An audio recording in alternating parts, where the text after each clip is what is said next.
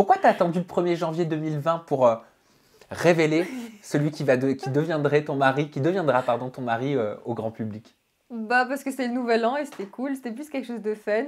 Après, parce que ça faisait, attends, mars, 9 mois qu'on était ensemble. Ah oui. Et en fait, notre relation était complètement cachée. Enfin, c'est ce que j'espérais, mais les gens ont découvert très très vite avec qui j'étais.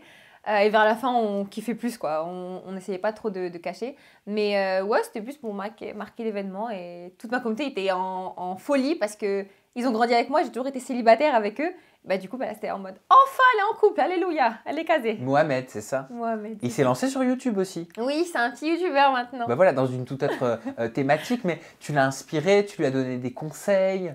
Alors, sa sœur, Soae14, Mina, est aussi youtubeuse aussi depuis super longtemps et elle l'invitait souvent sur sa chaîne et il faisait des vidéos frères et sœurs. Donc, il est déjà habitué en fait à cette plateforme qui est YouTube, pas en tant que youtubeur, plus en tant qu'invité. Et là, en fait, il découvre de plus en plus tout le travail qu'il y a derrière. Au début, c'est moi qui faisais les montages parce que j'adore faire du montage et vu que je postais pas de vidéos sur ma chaîne, autant en poster sur la sienne.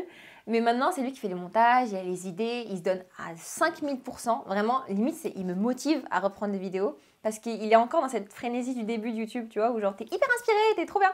Et donc, ouais, non, il kiffe. C'est plus un kiff. Attends dans 5 ans. Attends, ouais. Attends.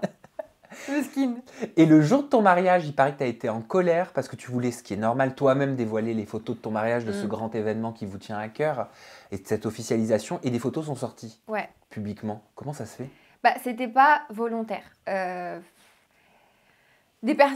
tout le monde était au courant qu'il fallait pas publier les photos, faire des stories. Voilà. Et du coup, moi, mon côté, il était au courant, mais son côté à lui n'était pas. Et certaines personnes, mais de manière très bienveillante, ils étaient juste contents et ils étaient heureux bien sûr, comme dans n'importe quel mariage. C'est ça. Et donc, ils ont tout publié, sauf qu'ils ont oublié que mes abonnés étaient abonnés à leur compte. Et du coup, toutes les photos ont commencé. Mais c'était tellement impressionnant. Genre, c'est comme si c'était des parasites qui allaient à droite, à gauche. Enfin, en fait, c'est une déferlante de toutes les images. Il y avait des images, je savais même pas qu'on les avait vécues pendant le mariage. Donc, je voyais sur TikTok, sur Twitter, sur Instagram. Et ça, j'avais vu ça. Quand j'étais arrivée à l'hôtel, du coup, genre, 1 heure après la fin de mon mariage, et j'étais, mais... oh là là, je suis vraiment partie en dépression pendant 5 jours. Genre, vraiment, j'ai vécu ma mini lune de miel, mais de manière hyper horrible. Mais après, j'ai juste vu que les gens étaient super contents pour moi et étaient heureux. Et voilà, mais voilà, j'aurais voulu avoir la priorité sur la publication de mon mariage.